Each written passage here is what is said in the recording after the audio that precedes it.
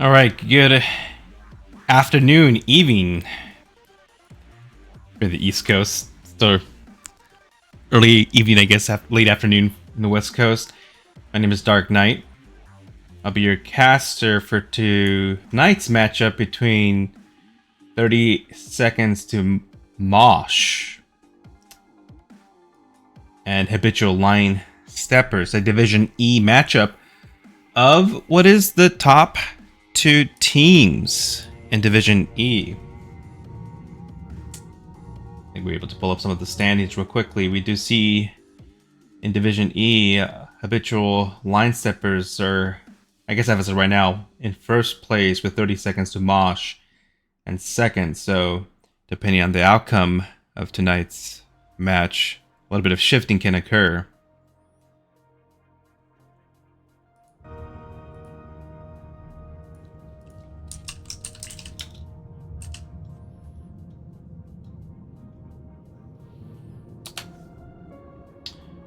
Looking at some of the map bans and such.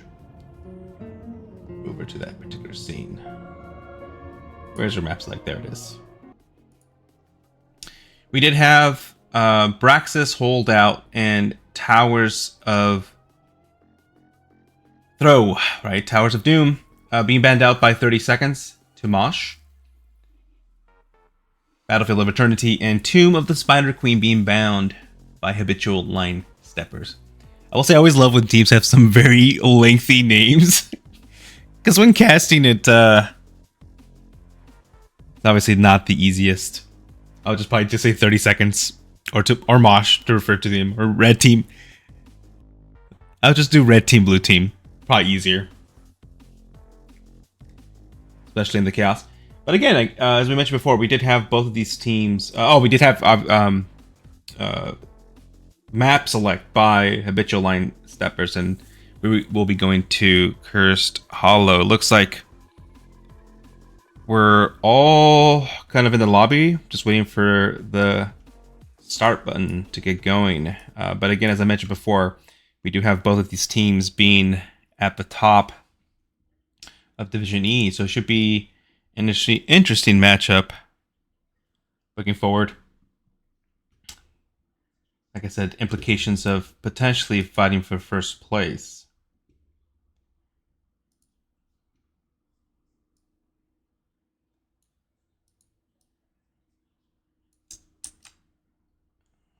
Okay. All right, it looks like both teams are readying up. And let's start with game number 1. Moving over to Cursed Hollow.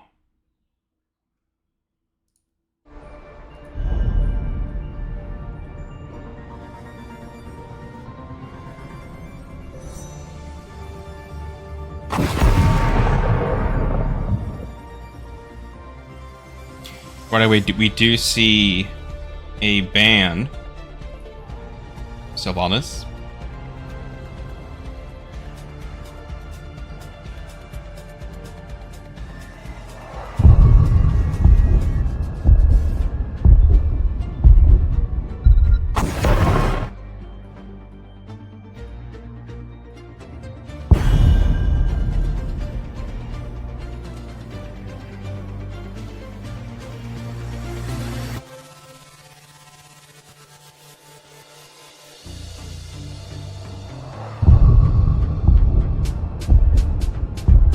Followed by the Stukov ban. Typically I try to do a little bit of homework regarding potential map picks and bans. I very much believe Stukov is targeting Born to Shine.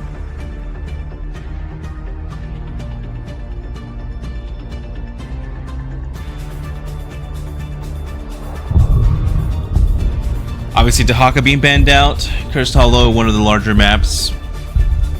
Globals tend to have a good priority here.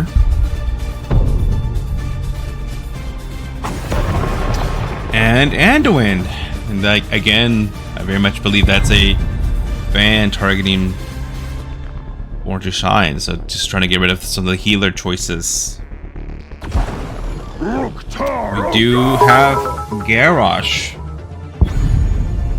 being banned out, and thanks for those of you that just followed me. Welcome and enjoy.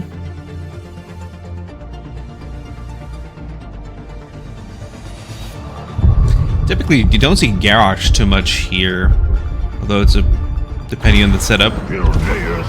I heed the voice of Elune. The Garrosh, followed with a Greymane Tyrande.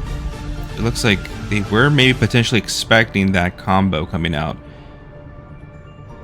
A little Greymane can potentially have a good impact on helping melt down the Garrosh with Cursed Bullet. It's still kind of rough, right? Once you go in, you're usually as a Greymane. Once you go in, someone's gonna die, right? It's either them or you. We do have Brightwing and Sonya been picked on the side of 30 seconds. Obviously, Brightwing really good to help maybe deny that engage from the Greymane. And then Sonya, you're overall just what I usually call the Johanna of offlaners. Not particularly good at anything, but solid at everything.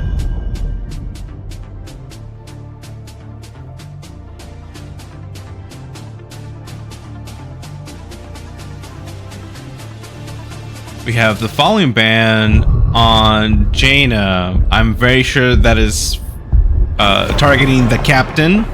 A Samru ban. I think I have seen Peldor practicing the Samru. Obviously a very large map, and Samru gets some pretty good value here. Although with the Sonya, one of the heroes that usually has a pretty, not a difficult time at least keeping up with either the soak or the push the Samru does. But 30 seconds opting not to deal with it, right? You ban it, you don't have to deal with it, so. Our world is worth fighting for. But with that, we do have the next two picks, and we have a Mei and a Leo. I would argue this has to be Tomb, a map that's very good for Leo.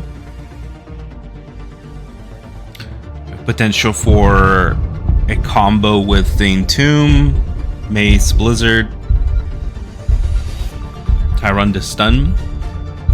Let's see what the next two picks will be. And we have a Deathwing and an Orphea. So, seeing 30 seconds to Mosh, opt for a pretty beefy lineup. Although, with a Greymane and a Leo, they do have tools to deal with there. Although we do have Orphea. One of those heroes that, if you're not able to contain, can very much just destroy an entire team. Here we go again. And to round out the last pick on the side of Habitual Line Steppers is Chromie. So I imagine it's going to be rather difficult for 30 seconds to get to that Chromie. Sonya has the potential to go in if they go leap. But so not an easy task. But with that, we get started in game number 1 in Cursed Hollow. I'll see you shortly.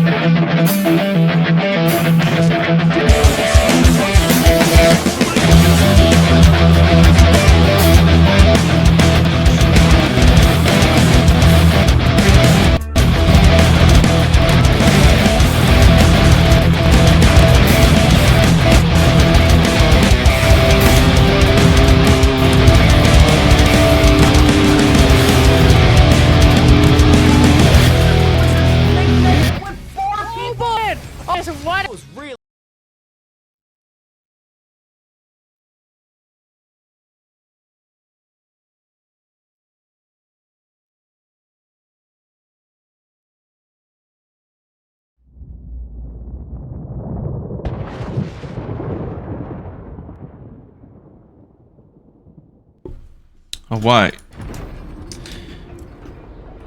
Welcome back. We're going to get started with our introductions of both teams.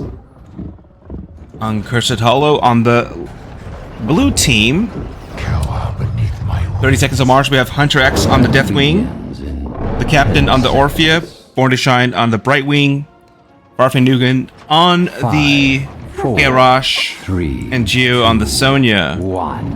On the side of Habitual Line Steppers, we do have Turtwig on the Tyrande.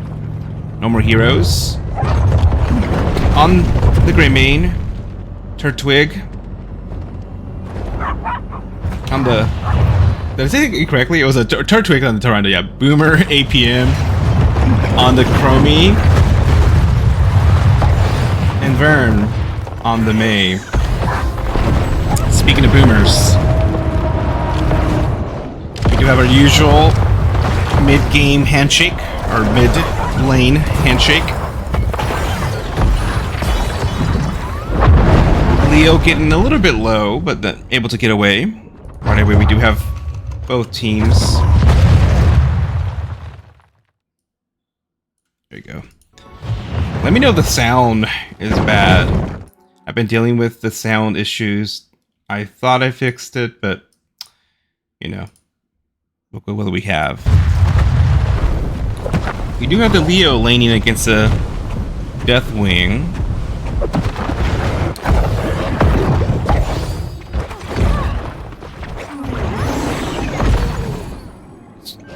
Going back to the sound, one of those things that it's like I fix it and then I do something else and then it breaks. Then I think I fixed something and I break something else, so it's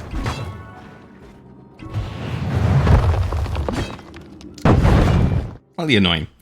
But we did have the mid camping picked up by Habitual Line Steppers. Gonna get maybe a little bit of push. We do have the Orphea and the Brightwing trying to get their own bruiser camp out, but probably not the fastest. Orpheus, especially right now, not the quickest. I would have said likely would have been better to have the Sonya help with that camp out. We are going to see Habitual Line Steppers get some pretty good value from that mid camp, able to get 2 of the towers down. We'll be having the first of the objectives on the top side. And earn my favor.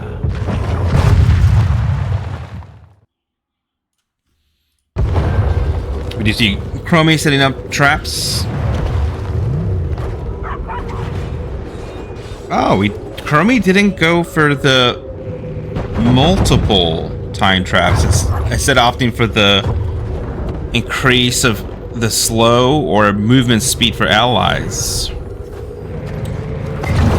Although you do see that, I guess maybe against a Garrosh, very useful to slow them down. We do have Garrosh being caught in the time trap, but Brightwing able to come in and get some healing. We do have the Deathwing down, the toss on May. Obviously able to use the trait. We do have Sonya, though, get sniped out by the Chromie with that likely...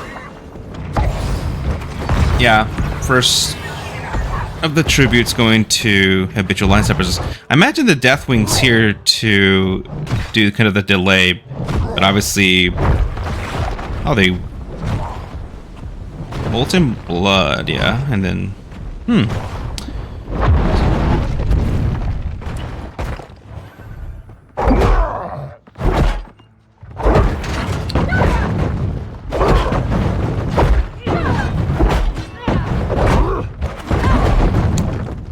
The big task for 30 Seconds of Mosh will be to try to get to that Chromie. Like I said, it's probably going to be a little bit difficult. Especially with a Leo and a May. Not the easiest task. We do have Chromie top getting a little bit of push. Gather tribute. Sonya and Leo hanging out bot. The next of the tributes is in the bottom, varying the side of Habitual Line Steppers this time. It's slightly. Pretty good timing on the part of 30 seconds to get this top siege camp. We did have Deathwing take Skyfall, so this is, and I missed, I guess, kills on that Sonya bottom, and then with that, imagine Deathwing's going to try and delay. Yep. Able to delay it again, maybe? Oh, that was pretty close. I think they may have one more potentially. Yep. Leo is getting rather low. Now we have Deathwing landing in the team fight. Chromie's not in the fight, so this is a 4v4, but the members of Habitual Line Steppers a little low. We do have now Chromie show up, but a little bit out of position and not able to help. 30 seconds to Mosh. Able to secure that tribute.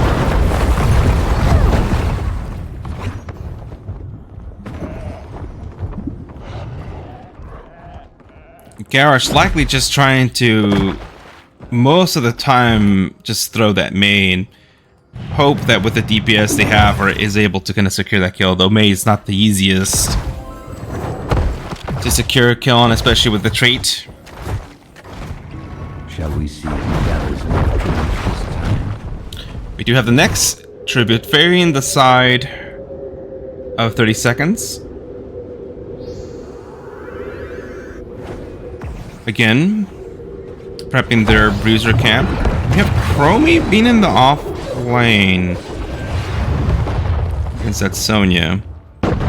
Again, this is where you would likely want to have that Deathwing top lane, right? So they can fly up, land with the team, get some value from Skyfall. You'd have, again, the toss on that May, but again, something that very much Garrosh needs to watch for is when May uses that slide. Because if May uses that slide aggressively, then potentially can secure a kill. And we do have 10s online for both teams with Blink Heal, Leap, Decimate, Crushing Jaws, and Bellowing Roar. We do have Deathwing fly in. Gets in tuned, but the time trap. And then we have that Sonya Leap. May getting very low, gets tossed back in, as I just mentioned. If May is not able to escape or uses that slide aggressively, we do have May and Leo go down, likely securing the... Yeah, well, they secured the objective during that fight, I should say. Tense, we did have Cursive Bullet, Temporal Loop, and Tomb, as we just saw, Avalanche, and Shadowstalk. Did have that mid-camp pushing during that objective. They got a little bit of value, able to kind of...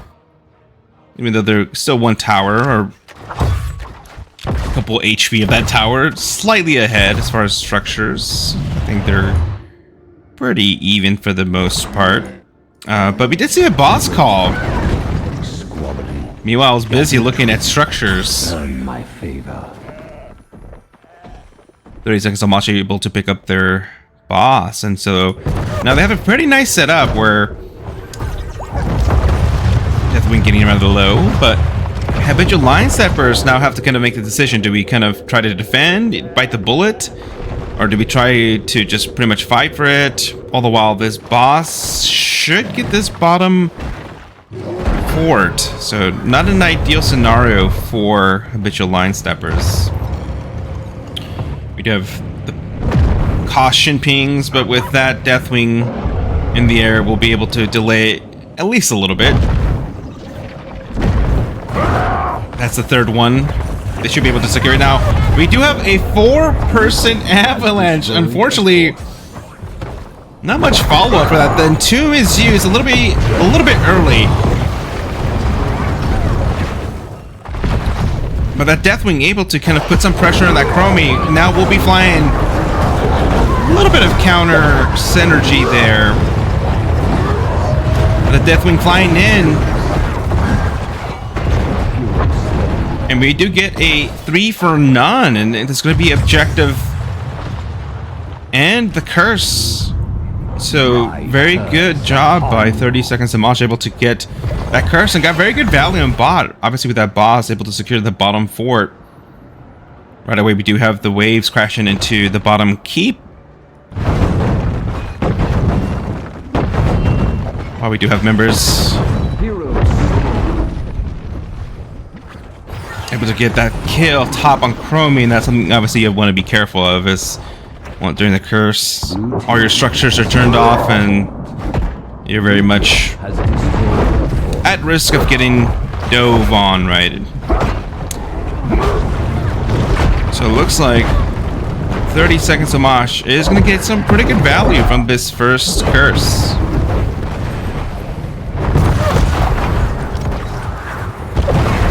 And with that, building about a level and a quarter lead, which is expected, but we do have now that wave likely maybe about half the structure. We do have Leo coming down to help clear the lanes up. They are able to get the Breezer camp, and it looks like they're gonna go for it.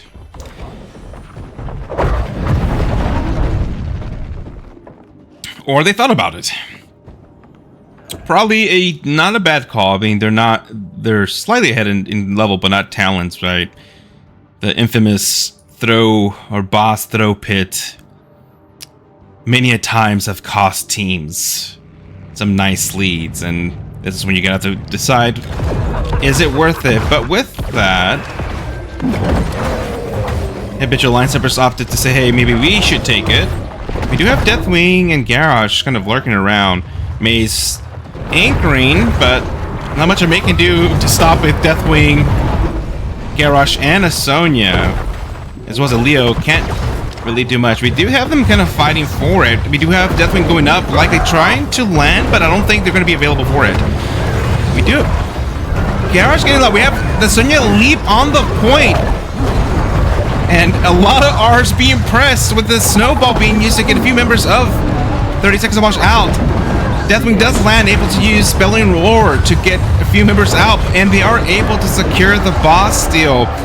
And as mentioned before, infamous boss throw pit, right? Chromie with about 20 HP will be LeBron James chased down by Garrosh.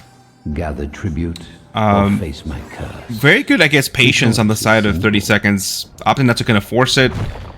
Let Habitual line steppers started and then came in, obviously, with a Deathwing.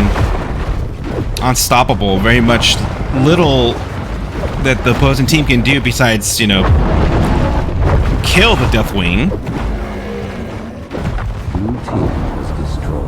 With that, it does take the top 4. And it looks like they're likely going to secure the middle. So 30 seconds now very much has a win condition. We still have about a little under half a level for Habitual line steppers to get to level 16.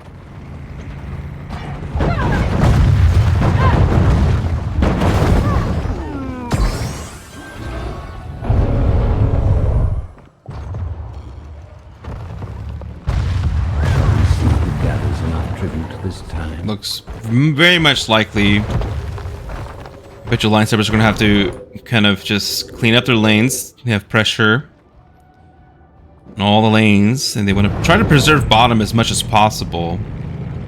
Although at this point, it's one of those situations where you're getting out of options. They haven't secured a single fort. They have done some structure damage. In the meantime, we did have 30 seconds take that bottom boss, and at this point Leo's not there.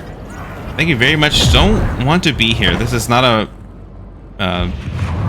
30 seconds capping. This doesn't necessarily do anything except get him closer to the next curse, but dying is a potential. We do have the Sonya leap onto the back line. The team's able to disengage. The avalanche comes out but misses entirely. We do have the toss on the May. Gets accidentally caught as one, then two, but likely it was already going down. We have a couple of a split on the teams. That bottom boss will be taking the bottom keep, and so now very much with a half health boss. It looks like 30 Seconds to Mosh might be making the call to try to end it now while they can. We did only have May, so they still have pretty good wave clear and DPS too, but that boss is doing quite a bit of work on the keep, and it looks like all the members now focusing, and very much it looks like game number 1 is going to be going to the side of 30 Seconds to Mosh. GG.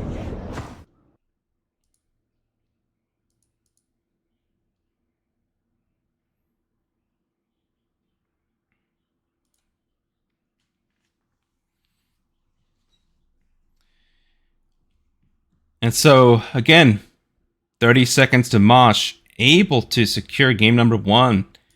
Admittedly, I'll say I had a little bit of doubts as far as having such a beefy lineup, especially with a Grey Wing and in Leo. Very much came down to being able to secure the objectives. I think that bottom boss call was very good. They were able to secure it before the first curse, able to get that boss, able to get some value out of that. And then very much opened up the map a little bit, being able to get any advantage and XP very much played in the hands or in favor of 30 Seconds to Mosh. We're quickly looking at some of the stats before we get to our next match. We did have Deathwing with the top damage, so not surprising. Followed by Chromie and the Sonya. Healing wise, both healers are about the same. Taronda, obviously, usually has to work a little bit harder, right, when it comes to healing. Has to keep kind of fighting in order to heal. Siege-wise, Leo and Deathwing were very much close. But as far as kill count, obviously, a very big disparity, 12 to 2. Habitual line steppers having a hard time being able to kind of get in there and get some engage. We did see, as far as the builds, very much everything you would expect. I think with the Tyrande, we did see the Growing Nightmare build. Something, yeah, pretty much what you said. I am surprised about the Avalanche. I guess it was maybe being used more as a disengage. But I think very much with a Deathwing, getting the stasis usually can provide more value. Or with a Sonya, because the idea is Sonya, quite a few times I was actually able to get to that Chromie. That's actually one of the things I did mention that might be a concern or a difficulty, is getting to that Chromie, and very much Sonya able to use Leap in combination with the Deathwing to get to that Chromie. And so with that,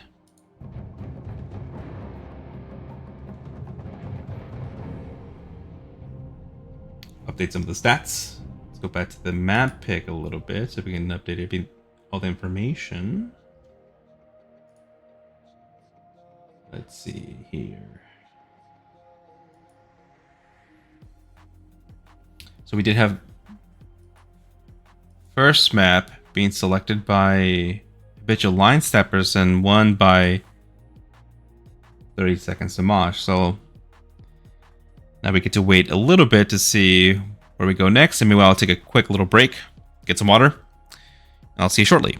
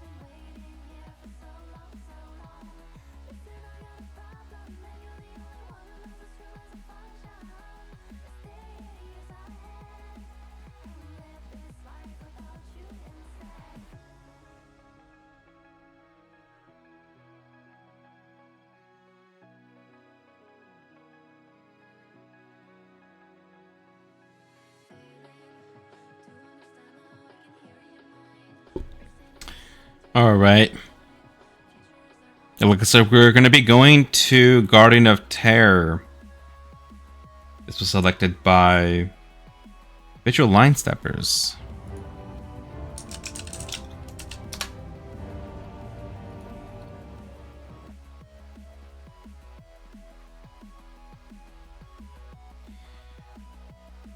Imagine very much. Potentially, this is another map where Deathwing could get some value with delaying.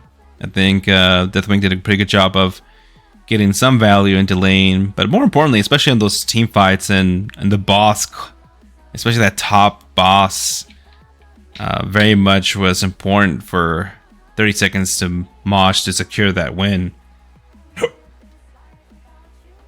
Excuse me.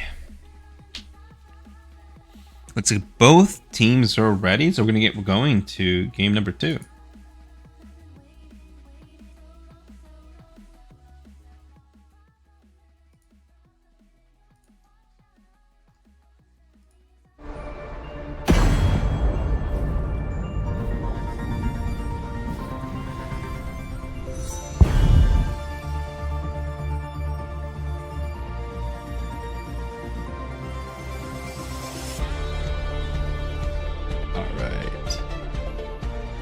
The Guardian of Terror. So another large map. So I think I see a theme here with this one's also selected by Habitual Line Steppers. They selected also Cursed Hollow, so I guess they're looking for the bigger maps. We do see that Savannah's banned right away, which I believe was also banned from the first game. So very much not wanting to let Habitual Line Steppers get that Savannah's. Obviously Savannah's very good in getting some of that value. And by the way, we do see the Sukov. So I imagine we're going to see the same kind of bans, likely targeting the healers of Born to Shine. Although with that Brightwing was able to get quite a bit of value, able to save that Garrosh quite a few times. You see the Dahaka ban again. Again, obviously a large map. Dahaka again having usually a high priority in either being picked or banned.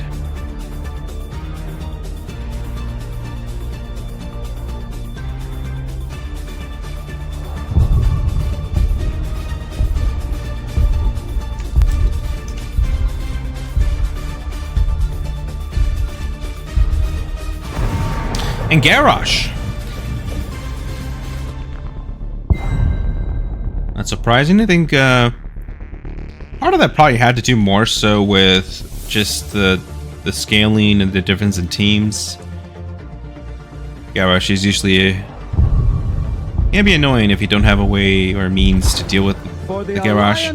But we did then see that Anduin wasn't banned like it was in game 1. Right away, Born to Shine snatches that Anduin up. My blade, I heed the voice. Last time we do see Sonya being prioed by Habitual Line Steppers, and then Tyrande again. Habitual Line Steppers often to maybe not having to use maybe a ban or just take away that Sonya. That Sonya was effective in being able to get to the back line. But with that, it did leave Jaina up. And as we saw with game 1, Jaina being banned. Tremble before me. Right away then picked up. And then we have Diablo. So we have a solid 3-man. The Lord of Terror. We have our next round of bans. And do they ban the Deathwing here? Maybe. Deathwing is still pretty kind of annoying, especially with you're not gonna have ways to deal with that Deathwing. And yeah, you see the Deathwing again, another objective that has to be channeled. So very much Deathwing being quite a pest and delaying those channels. Fortunately, there's no bosses, right? So there's a need to fight over bosses.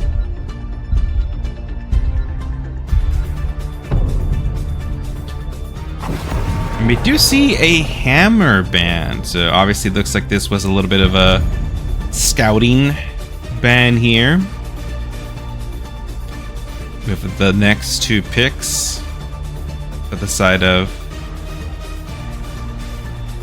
Habitual Line Steppers, needing a tank, maybe a couple DPSs or a flex. We do see Tassiter, and then a Tracer. Very interesting. Very, I also would say to a Diablo, very, I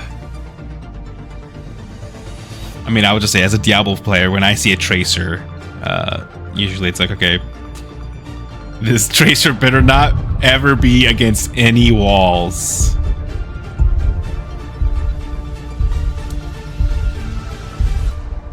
Likely going to pop, if that's the case.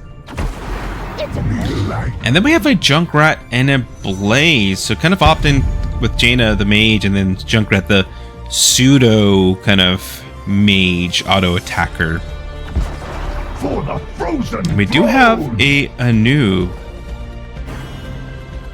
I mean, if you cocoon that Diablo, besides that, there's very little peel for that Tracer. I mean, Blaze can peel if you happen to be able to land that stun, but that's a kind of a tall task for kind of a Blaze to do on a Tracer. The Tracer is able to be careful and avoid that engage. But with that, I'll see you in game number 2 and Garden of Terror.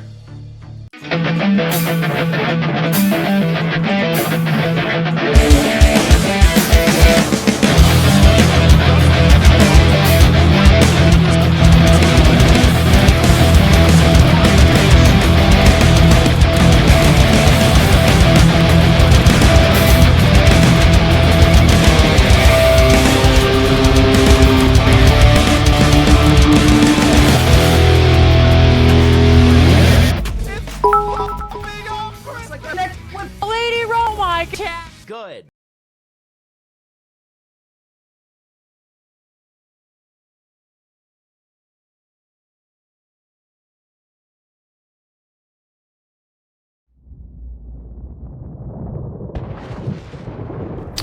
All right, welcome back.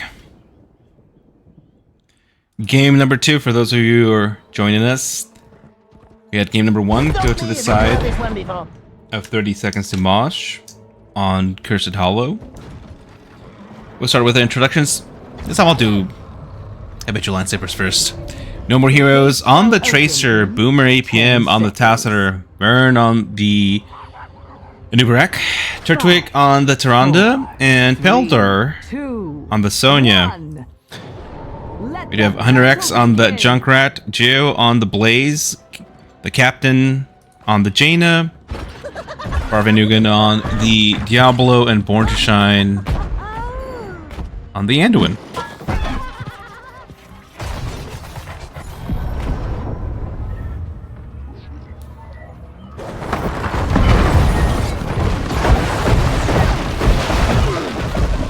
Very much, you have with a Diablo and a Blaze, 30 Seconds does have a very beefy front line. Obviously, the Tracer is going to have to try to focus on that Junkrat. Junkrat, obviously not the most tanky of the heroes. Let's see, at level 1, above 1483 health. Very much a Tracer can do quick work of that. We do have 30 Seconds working on that bottom Brewster camp. Getting it out. Blaze on the top lane against the Tassiter. Starting their own siege camp. The first of the tributes will be in the bottom, favoring the side of 30 Seconds. And there we go. We have the first kill. Usually I'm very good about looking at the action. This is now a few kind of deaths that I kind of missed. Did have the invade. Sonya in trouble. Does get rooted. Trying to spin. We do have the bomb go up. Sonya's still rather low, but now Diablo. Obviously, Diablo I just mentioned being a very tanky hero, but not at level 1. It will be going down, and we did have the counter kill. Both teams now having a kill. With that, a noob looking to potentially invade, able to dissuade the members of 30 Seconds from doing their siege camp. Jaina did opt to do a full back. A little bit of value on the bottom bruiser camp, but their own siege camp were able to get, or helped clear it. Blaze did have pretty good timing with that top siege camp. Will likely get some value. A noob kind of a little bit beyond the teens, getting rather low, able to escape, but with that burrow out, looks like they're just going to forfeit, which is not a bad choice. If they try to kind of delay that match a lot, that top siege camp likely was going to get some pretty good value. They also had the mid camp. You have Sonya potentially being caught out and will be going down. Something that I've 30 Seconds to Mosh has been pretty good about is getting some of these ganks. Obviously not ideal when you're... Although early deaths don't hurt as much, they do hurt in the aspect of losing soak. Junkrat now having kind of a free push. Looking at the build, it looks like they're going to blow them up. Trap build. Diablo being cut out on the other side of that wall, but gets pulled by the Anduin. Safe for now. Likely would have been okay. That I guess not. The death timer wouldn't have been too long. Tracer trying to harass that Blaze. The noob tries to engage the burrow. Blaze a little bit too fast, or a little bit out of reach.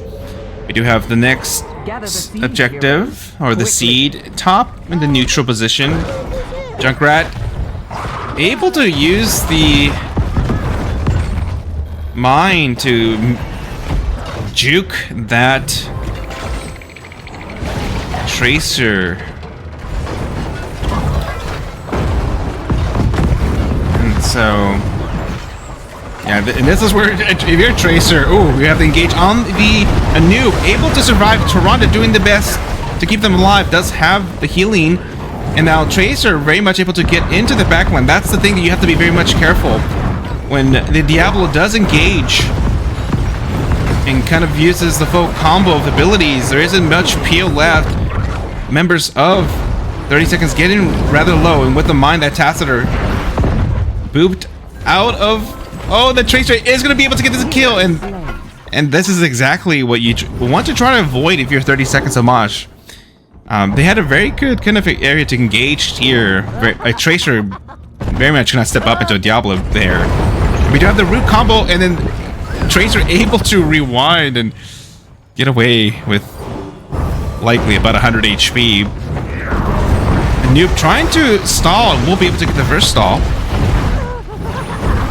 Blaze trying to engage, but the wall kind of stopped that. You still have the Junkrat was trying to secure the objective, probably not the best. While we kind of had all 4 or 5 members still up. We have Pelder trying to set up a flank. A noob does go in, get on the Anduin, but now likely Tyrande not able to keep a noob out. A very good stun by the Blaze, and then Tacitor does go down. It seemed that Habitual line steppers were able to get that objective, but also the power of Junkrat able to help delay. And yeah, those are the Tracer playing with fire. Oh, very good stun by the Blaze. They're gonna be able to get that bruiser, but if you can, let's say if you're not careful, you're gonna die there. We do see Sonya doing a little bit of a cheeky play, trying to seal that bottom siege camp. It looks like they're very much going to do it. Obviously, I think they likely see at least 2 or 3 members. We do have also the siege camp, and with that, level 10's online for Habitual Line Steppers. We do have Light Bomb, Bunker Drop, Rocket Ride, Lightning Breath, and Summon Elemental. Summon Elemental very good into a Tracer, making it very difficult. Sonya is caught out, trying to likely to get that level 10 experience. We did have Tassler top lane as well, so with that, it looks like they're gonna have to just bite the bullet here. Again, not worth dying if you're Habitual Line Steppers. It's just one of those where you just have to bite the bullet and try to limit as much damage as you can. We do have Black Hole, Leap, Quantum Spike, Shadow Stalk, and the Cocoon. The Cocoon was used on the Junkrat. I don't think that was the target. Or was it? Tracer getting rather low. But even with that, they were able to zone off the members of Habitual Line Steppers and secure the 3rd seed. And now we do have the objective.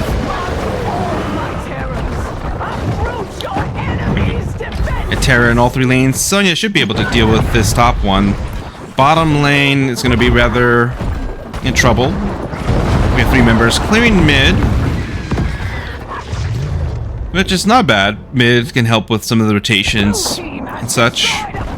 Since there's no boss lanes, there isn't really a huge trial for top or bottom, as we do see with other. We do the Junkrat using some. Oh, we do have the Rocket Ride being interrupted now.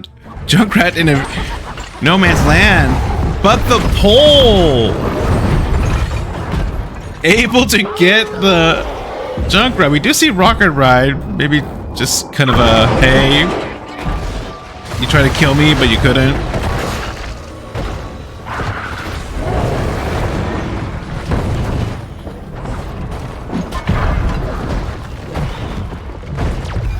Habitual Line Steppers trying to save as much as mid forward as possible, it looks like, but they'll save about just under half of it. We do see Shadow Stalk go out. And that we have a Leap follow-up, but the Hunter, the Junker was caught out, and the Diablo does go down. Blaze does use Bunker, but getting rather low. We do get 2. That was Diablo souls, but Blaze also goes down. I think. Wait, did I just miss that? Did Blaze try to go in and get a stun? Right. That was the case. Yeah, I see it. I see it. Oops. I think that's what happened. Like I thought they were safe, and they all of a sudden weren't. So it looks like either being a little ambitious. A new seed is set to sprout. Again, still rather early in the game, 10 minutes. Not too costly, but it does help eventually close the gap and then actually now allow Habitual Line Steppers to have a XP lead for the first time. I think it's actually the first time in at least this part of the game in both matches. We did see 30 Seconds of Mosh have a pretty hefty lead in game number 1 for the most of the match. We do now have the next seed favoring. There's just, I mean, I'm very sure I can look at the stats of this. Be rather annoying, but look at, what side are the seeds at and who wins. Because I think very much we often do see where it's supposed to be random, but I very much have seen times where it just happens to always be on the side of the other team or neutral, which, doesn't favor either team. Sonya detecting Spidey senses that 30 seconds was likely rotating down. We'd have Taz at our top lane trying to get some of that soak and wave clear.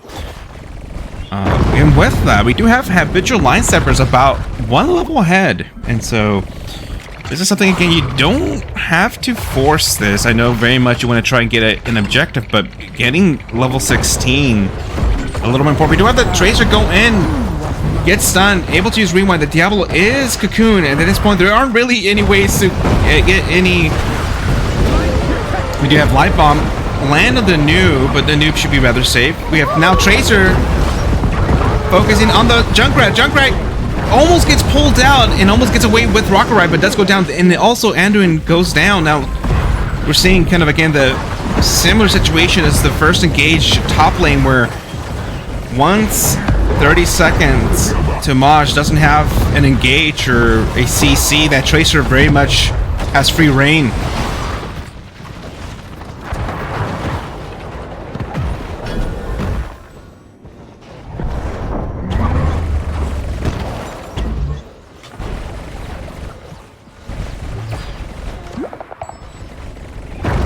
Well, we do have 16s online, so we do have the bottom bruiser. Gonna get a little bit of value. Gonna help push that wave as well, but... And as I mentioned before, this is just something that 30 seconds of Mosh has to be aware about, that, you know... I imagine with 16, Jaina is gonna go with the root, which may help a lot with that,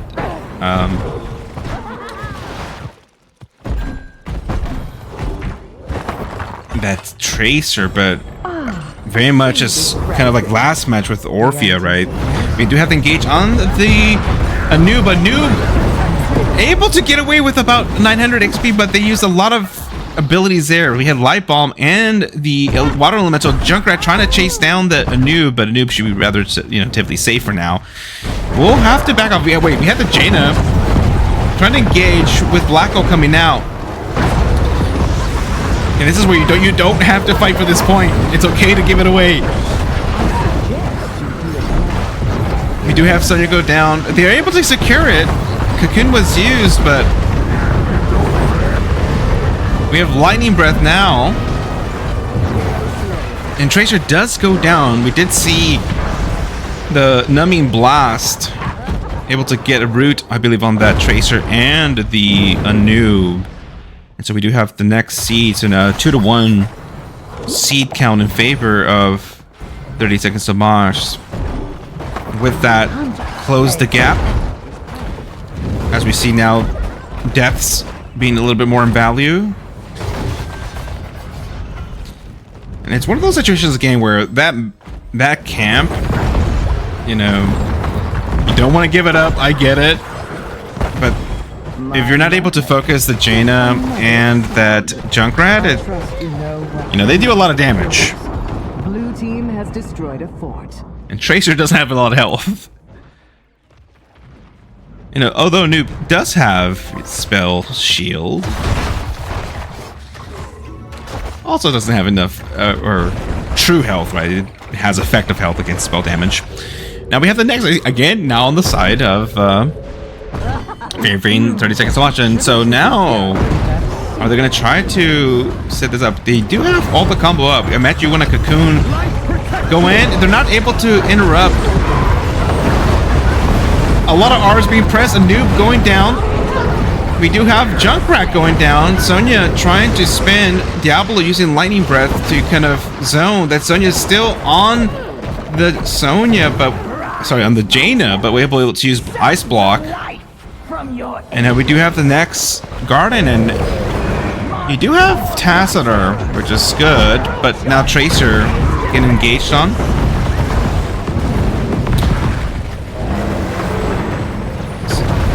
It's still relatively early, but with these, especially top lane with also Siege Camp, if you're habitual line steppers, you want to be careful. Here you're likely going to have to give one, maybe two. And obviously you don't want to full commit, potentially die, and then open up the window for 30 seconds to end. If Tracer does land the campo on the Diablo, and this is where the issue is, right? Diablo is now full souls, I imagine, right? Yeah, 100 souls, so very, very tanky. And they don't really have... Did Tacitor go percent damage? Oh, they did, so they have at least partial way to deal with that Diablo, but not super easy, especially for a Tacitor who has to stand still. Has a self root in order to do damage. You do see Sonya trying to help clear some of these catapults. We do have a siege camp. It's going to be marching down bottom lane. Looks like they were trying to rotate up, potentially try to get a gank on that Sonya. Again, Sonya able to kind of sniff out likelihood, right? You don't see the opposing team, and you just assume they're right going to be, or they're going to be right next to you.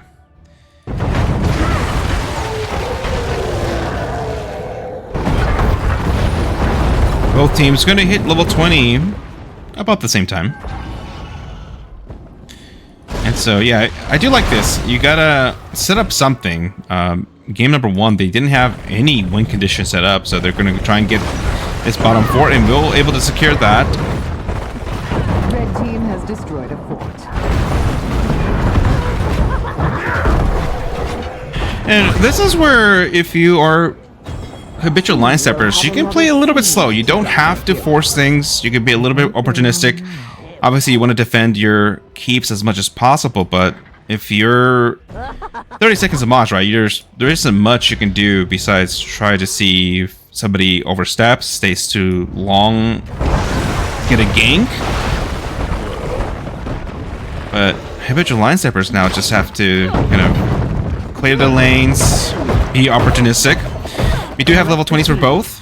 We have Censure, Fortified Bunker, Cannonball, Lord of Terror, and Winter Mute. For habitual line steppers, we have Force Barrier, Ignore Pain, get stuff. Shooting Star, it looks like Anubis is still holding for their level 20. I imagine they would just go the Rewind. We still don't see it. We have the Blaze does get kind of caught out, but able to use Bunker to get that protection. We do see Winter Mute go out, engage on the Sonya and the Anu. Both will be going down. Rocket Ride out. Tyrande able to, at least for the time being, get away, but looks like Tacit, are you able to use that force, obviously with that reduction on the force wall, able to kind of use that as a peel, but Junkrat going up there to see if he's able to catch that Tacitor, but now that's when we secure the second one, and not what you want. It looks like very much Junkrat's going to be able to do some siege bottom. Diablo trying to help assist the wave mid.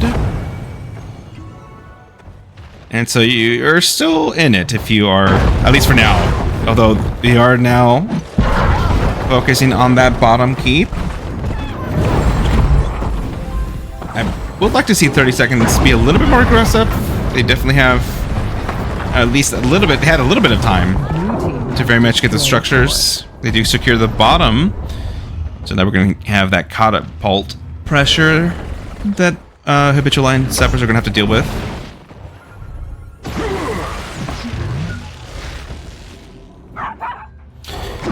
So now this is going to be the third seed. Oh, sorry. That was the second seed. So you still are in it. You're still fine. We do see that Junkrat kind of in a weird spot. Does get the mine on the Tracer. And Tracer actually gets full combo. But in exchange, you do have Jaina go down. So actually not a bad, at least for the time being. Because it does get rid of Jaina, who's technically probably their highest DPS. We have Lightning Breath come out. Focus on the Anu, but likely not going to get much. We do Sonya use Ignore Pain. We'll secure the kill on the Anduin. We do have some catapults, though. We have 3, so someone's going to have to deal with that. Likely we do have Sonya going back. So this is kind of the rough situation that they're in. Tacitor getting booped into tower range, or fort range, be able to use There it is. that Shadow Walk to get away.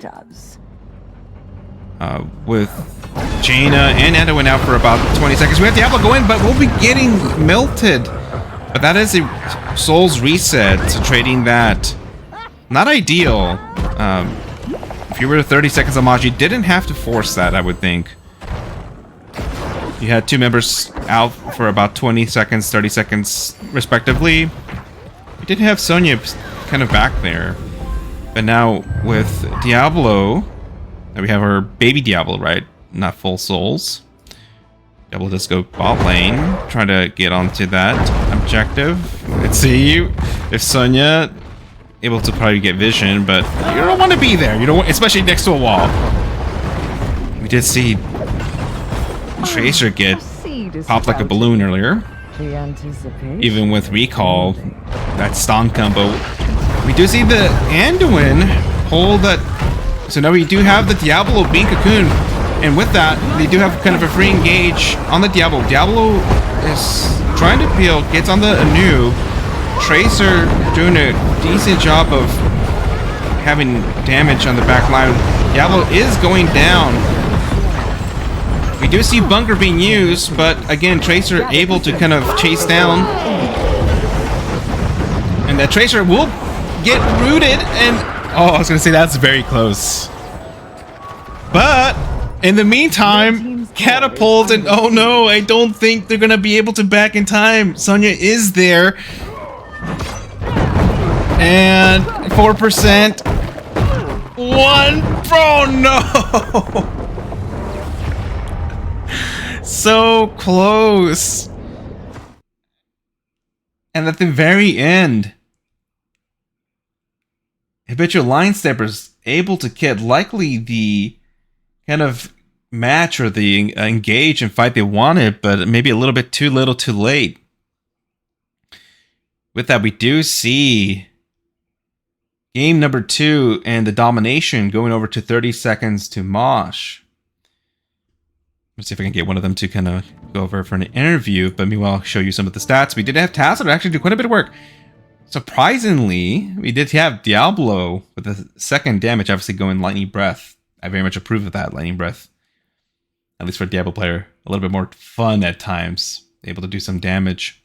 A little bit with the Junkrat and the Tracer. Let's see.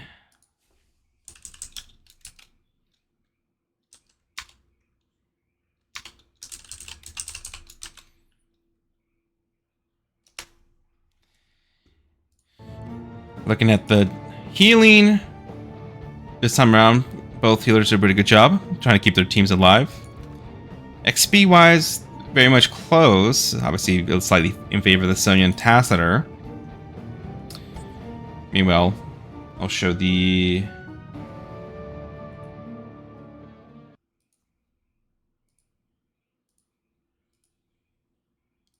information update.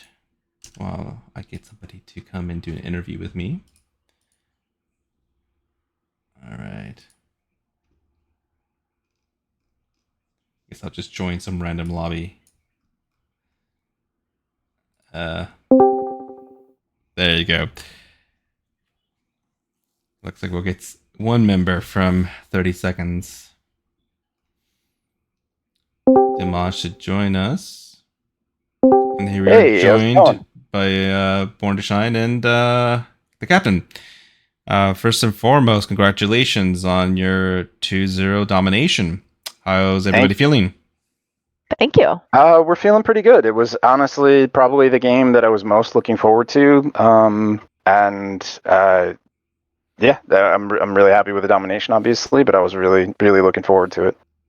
Yeah, and so as I mentioned to the captains before the match, very much surprised that the match wasn't casted or being scheduled to be casted at the beginning, with it being a kind of the top 2 teams in Division E. This is the first time you've meeting, correct? We've played against the team, not this particular roster. So it is the first time we've played against, like, I think 3/5 of the roster, basically. Yeah, it's our first time meeting this season. All right, because I know Division E, like a few other divisions in NGS, are double kind of matchup. So this is your first one, so you're likely going to meet. Obviously, you will meet them again, right? So let's go real briefly. A few comments I had about the first couple games. In game number 1, very much I kind of guessed just from previous experiences that they were targeting some of your healers, right, Born? Yeah, I did feel a little targeted that one. A little targeted there indeed, with getting rid of the was it the Stukov and the Anduin. But you had a very interesting kind of lineup for game number 1, opting out to have a Deathwing there. So obviously, it's pretty obvious what you were trying to do, right? Trying to get the Deathwing up in the air and delay. And so, if you can carry me through some of kind of your approach as far as, I noticed you did a boss call pretty early. So can you walk me through what was the thought process there leading up to that boss call?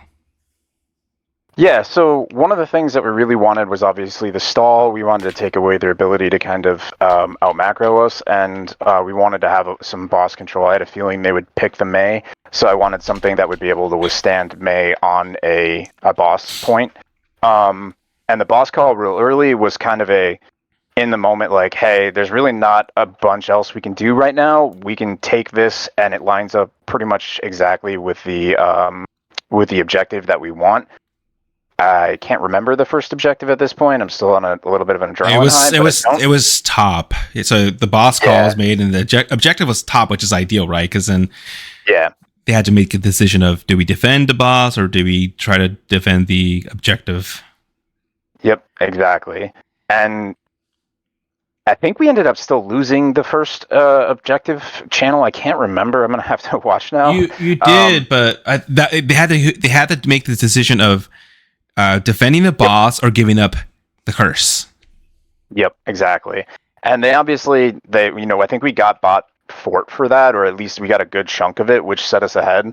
And the big thing that I wanted when coming into this is just, we need to get some really early macro after watching their games. They were really good at getting an early game advantage and then kind of pressing it and taking advantage of it. Like you slip up once and they're really good at it. So yeah, it looked like you were also focusing on preventing their macro with the Dahaka ban, and be also a Samaru ban, correct? Yes, definitely targeted.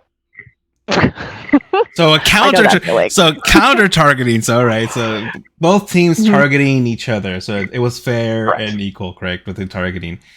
Yep, exactly. But Divi does their scouting, apparently. Yeah. Good job, Divi. And so very much the Deathwing was able to get some value with the delaying of the objectives a few times.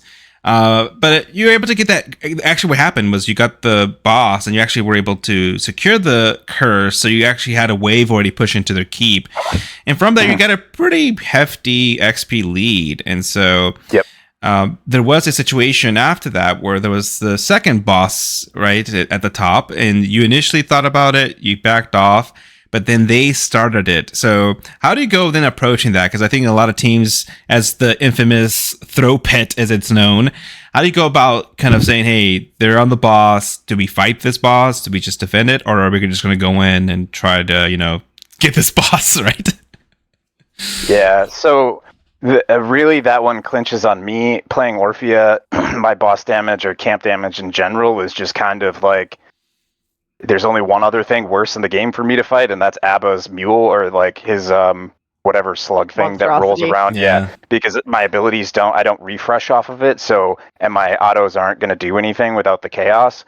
So once I ran out of mana, I can't really do the boss channel, and they're pretty good in a corridor with the Chromie and the Greymane and the Mei. So what we decided was, we want to just kind of like, if they do it, maybe we'll engage on them while they do it, but if not, Orphea without mana is going to be pretty rough. So we really didn't if we would have went in, we would have just died, basically. So if I remember correctly on that one, we did end up backing out. I went and got mana, and then I think we came back in eventually, but it was one of those things where it's like, I can't do it. I don't want to cost us anything. Yeah, and so you kind of backed off, and then Habitual Line Steppers then started it, and so then you had a window. But even then, right, it's one of those things where things can go really wrong for both of you, right?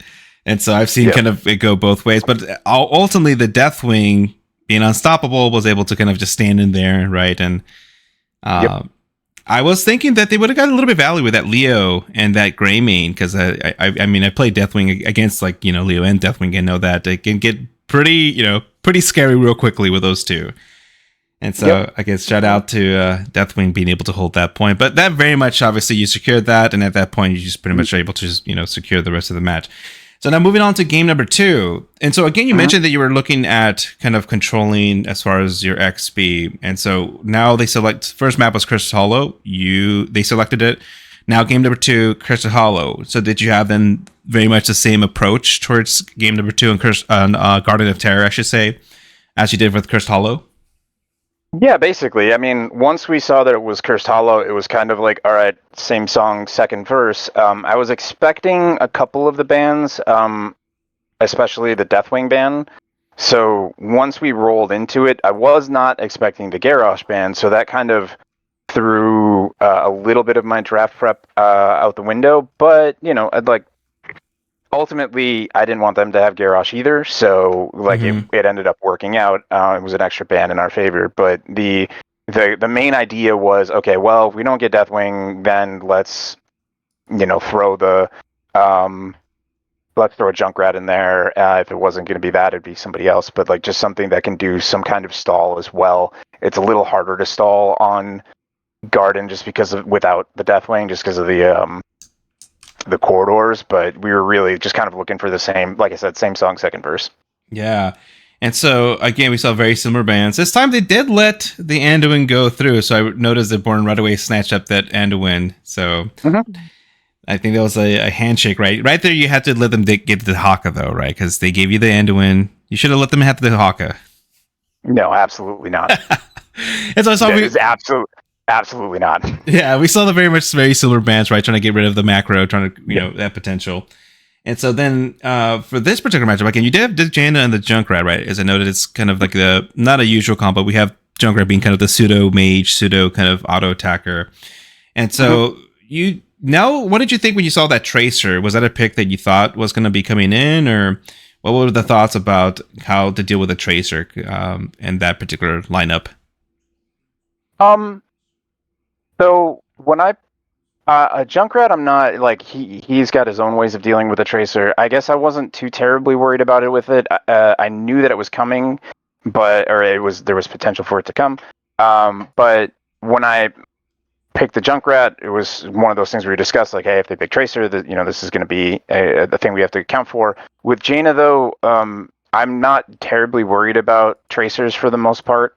Waylay's a good boy. He does Waylay things. I've got a root at, eventually, and I've got a Blizzard that tends to keep them off of me for the auto attack range. So it's one of those like, yeah, it's if she's good and really good, then it's going to be a real big problem for me. But by and large, in the comp and the map, I wasn't too worried about it. But it was definitely one of those on my mind where it's like, if we a couple times she did get on me, and it was really, really fucking annoying.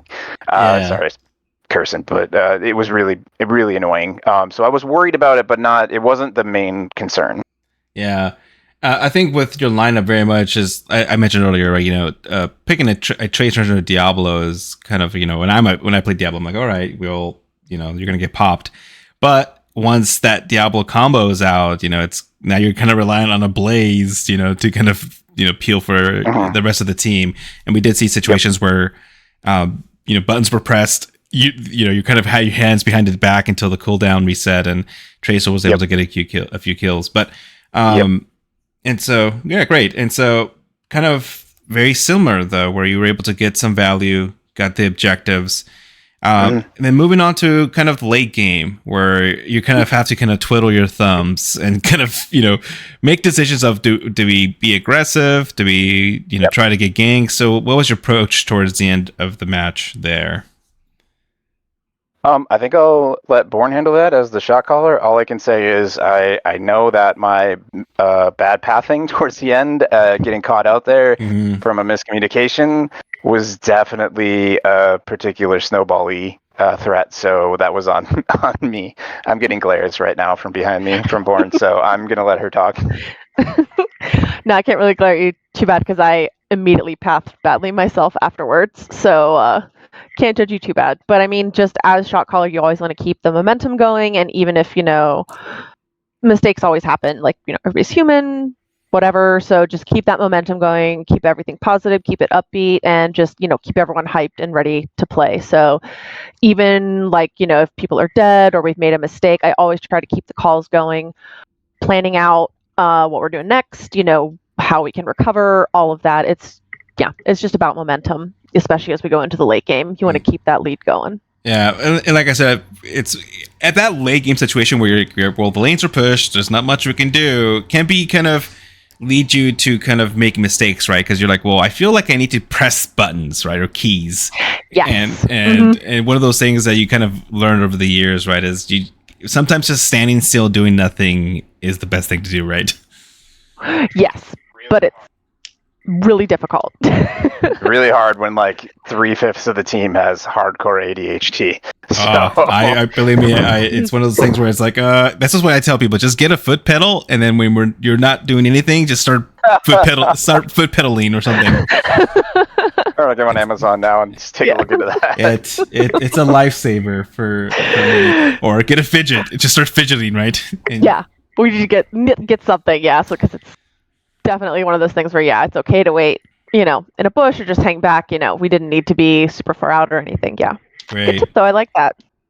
But anyways, with that, that's kind of all the questions I had. And so obviously this moves you up now to first place for the time being, correct?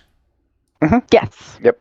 And so obviously with the round robin we're going to be having here, we're going to be meeting these teams again. So look forward to potentially casting other matches in the future. And again, thanks for the exciting matchup and congrats and good luck with the rest of the season. I'll leave you up with the floor for any shout outs or anything you want to say to close our stream. Thanks for casting last minute. That was really really awesome of you. I can't wait to watch it tomorrow. Thanks to Gio for coming in and off rostering for us while Rocka's getting some surgery. So that was amazing of him. We really enjoyed having him with us. And thanks to Habitual Line Steppers, we like I said, I was really looking forward to this match after watching your shoveling 8 inches of snow off my driveway and watching the the cast. I was really looking forward to it. So we really appreciate it. They were fun games. And obviously thank you to the team because you're great and you do all these things. Oh, Teal, our coach, really awesome. Thank you for everything that you've done for us, and we really appreciate that too. Yeah. Well, great. Thank you very much. And actually, one last question, and obviously very important. Uh-oh. Pineapple belongs on pizza, correct? Yes. Absolutely not. No. Yeah. I had to. I'm sure if you'll see on my stream, you kind of prompted me, so I had to do it. Oh, and no. I had a special tiny guest on my stream. He lives here now, so I will get the ability to order one pineapple on pizza exactly once, and that you might need a shovel to find me afterwards, but I'm gonna do it. It's one of those kind of risks you have to take, right? Yeah, exactly. You get it. Great. Well, anyways, again, thank you very much, and good luck with the rest of your season. Yep. Yeah, Thank you. Thanks for the cast. Have a good night. All right, Good night. Good night.